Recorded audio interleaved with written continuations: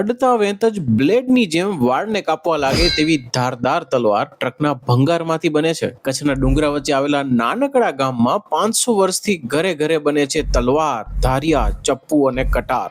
આ છે લોહારોનું એવું ગામ જે સદીઓ પહેલા કચ્છના રાજાઓ અને જાગીરદારોને હથિયારો સપ્લાય કરતું હતું અને આજે પણ આ ગામની તલવારો આખી દુનિયામાં વખણાય છે। અમારા YouTube પેજ પર જ્યારે અંજારની તલવારનો વિડીયો આવ્યો ત્યારે અનેક દર્શકોએ કોમેન્ટમાં પૂછ્યું હતું કે શું અંજારની તલવારો કરતા સિરોહીની તલવારો વધારે ચડિયાતી ના હોય? અને મારા મનમાં પણ એક સવાલ હતો કે ગુજરાતમાં સદીઓથી ગામે ગામ લોહાર હતા, તો તલવારો ફક્ત અંજારની કેમ વખણાતી હતી? આ બધા જ સવાલો લઈને અમે ગયા અંજારના નાના રેહામાં, જ્યાં અમે મળ્યા 30 વર્ષના યુવાન આમદ થારિયાને, જેઓ અંજારની તલવાર બનાવવાના એકમાત્ર કારીગર છે, જેમણે અમને ગુજરાતની સૌથી બેસ્ટ તલવારો બનાવવાની આખી પ્રોસેસ બતાવી, અમને અંજારની તલવારોમાં વપરાતી ધાતુના ફોર્મ્યુલેશનનું સિક્રેટ પણ જણાવ્યું અને એ પણ સમજાવ્યું કે અંજારની તલવારો અને જાપાનની સામુરાઈ તલવારો વચ્ચે શું સમાનતા છે। તો આપણે ગુજરાતની સૌથી બેસ્ટ તલવાર કેવી રીતે બને છે તેની પ્રોસેસ જોઈએ તે પહેલા જલ્દીથી અમારા પેજને સબસ્ક્રાઇબ કરી નાખો। તો અંજારની તલવાર બનાવવાની શરૂઆત થાય છે ટ્રકના સસ્પેન્શનથી। ટ્રકની લિફ્ટ પ્લેટ્સ, જેને આપણે જમ્પર કહીએ છીએ, તે ભંગારમાંથી એકત્રિત કરવામાં આવે છે। તમને સવાલ થશે કે ટ્રકના જમ્પર જ કેમ? તો વાત એમ છે કે ટ્રકના જમ્પરમાં હાઈ સ્ટ્રેન્થ કાર્બન સ્ટીલનો ઉપયોગ થાય છે, જેને બનાવવા 1% મેંગેનીઝ, 0.5% કાર્બન, 1% ક્રોમિયમ અને 0.5% સિલિકોન ઉમેરાય છે। લોખંડમાં કાર્બન અને મેંગેનીઝ ઉમેરી હાઈ સ્ટ્રેન્થ સ્ટીલ બનાવવાની આ ટેકનિક અંજારના લોહારો 500 વર્ષ પહેલા જાણતા હતા। એટલે પહેલાનું જે કાસ્ટ હાર્ડ મટીરિયલ લેતો હતો એનું સિક્રેટ હતું કે અમારા જે વડીલો હતા ને એ 3 થી 4 ધાતુ મિક્સ કરી અને બનાવતા હતા। એવી રીતના લોખંડ આવે, એમાં પછી કાર્બન સ્ટીલ મિક્સ કરતા હતા, હાઈ કાર્બન આવે, પછી એમાં જે ફોર્જિંગ કરો કાનસ આવે છે, એ બધું મિક્સ કરી અને એને બધાને ભેગો કરી અને પછી ફૂલ ગરમ કરે અને એકદમ હીટ આપી અને પછી એને ટીપીને બનાવતા હતા। એ મટીરિયલ ધમસ્કર કહેવાય।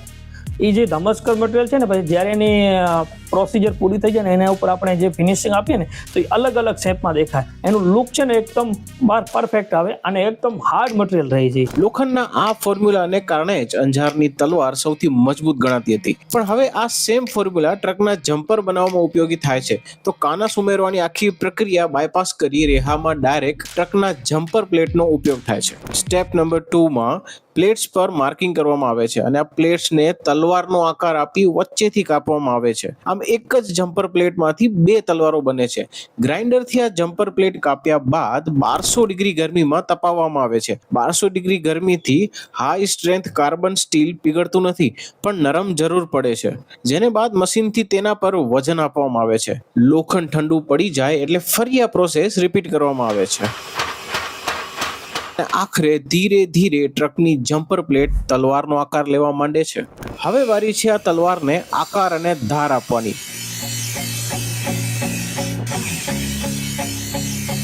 આ સૌથી મહત્વનો સ્ટેજ છે, જ્યાં તલવારને પોલિશ કરવામાં આવે છે, સાથે સાથે તલવારના વળાંક પ્રમાણે ધાર આપવામાં આવે છે।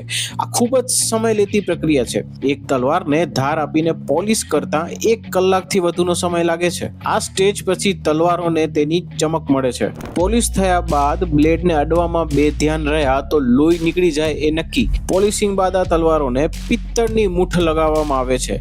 પિત્તળની આ મૂઠ અંજારમાં નથી બનતી, તેને ડાયરેક્ટ ઉત્તર પ્રદેશના મોરાદાબાદથી ઇમ્પોર્ટ કરવામાં આવે છે અને તલવારની રંગબેરંગી મ્યાનને પણ રાજસ્થાનના બાડમેર અને ઉદયપુર જેવા જિલ્લાઓમાંથી ઇમ્પોર્ટ કરવામાં આવે છે। આમ અંજારમાં તૈયાર થતી ગુજરાતની સૌથી પ્રખ્યાત તલવાર બનાવવામાં ઉત્તર પ્રદેશ અને રાજસ્થાનના કારીગરોનો પણ હાથ હોય છે। 500 વર્ષોથી લોહારોનું ગામ કહેવાતું રેહા તમામ પ્રકારના હથિયારો બનાવી ભુજ, વાગડ અને કંથકોટના રાજાઓને સપ્લાય કરતું હતું। પણ આજે આ કલા શોખીનો માટે તો ખૂબ આકર્ષક છે, પણ રેહાના કારીગરો આ ધંધો છોડવા માટે મજબૂર છે, કારણ કે ઉત્તમ પ્રકારની આ તલવારો ઓનલાઈન વેચી શકાતી નથી અને ટ્રાન્સપોર્ટેશનમાં પણ અનેક સમસ્યાઓ આવે છે। મારી છેલ્લી પેઢી છે, મને 30 વર્ષ થયા છે, હું આ ધંધામાં સંકળાયેલો છું। બસ આવ્યા, મારાથી જે નાની પેઢીના વયના લોકો છે ને એ આ ધંધામાં સંકળાયેલા નથી, એ બધા બીજી વ્યવસાય તરફ વળી ગયા છે।